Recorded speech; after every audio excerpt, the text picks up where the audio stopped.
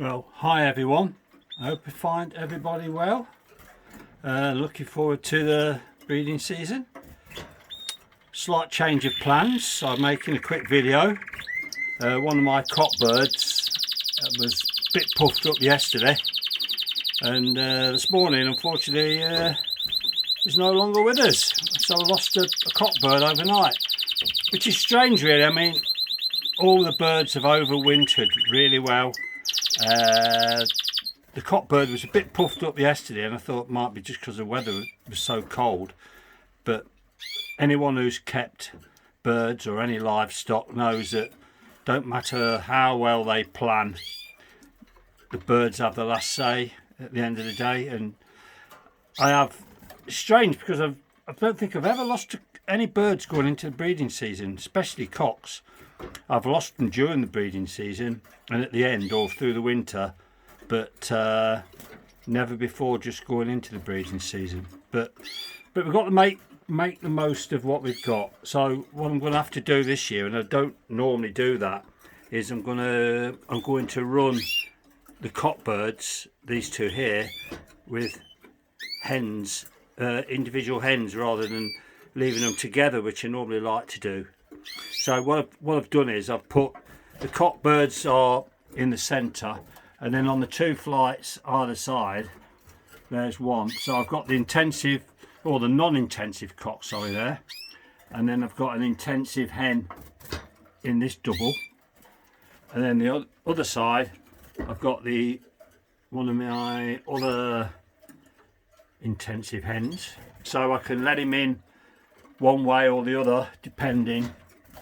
And then down in here I've got intensive cock bird, and then in this double one of the non-intensive,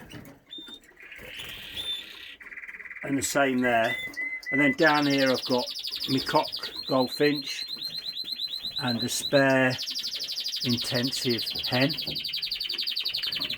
So that's what the plans are this year. I say, it's unfortunately you can have all these plans in your head, how you're going to pair the birds up, and what you're going to do, and it's something like that comes along and it's all your plans are changed overnight. So that's the plan. The cock birds are, as you can hear, are well into their breeding season. They started singing ages ago and they're non-stop all day long.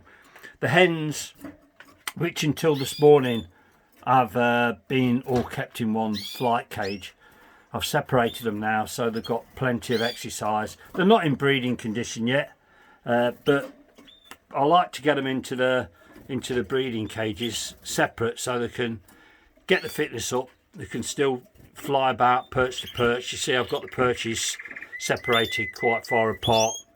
I've started to up their food now and bring them into condition. I have seen the odd bird pick a little bit of stuff up, but it's still the hours. I mean, I don't put any extra light in here really. So you know, it's the birds are brought on by the light. So these are going to be probably another 3 or 4 weeks, probably a bit longer, before I decide to put them together.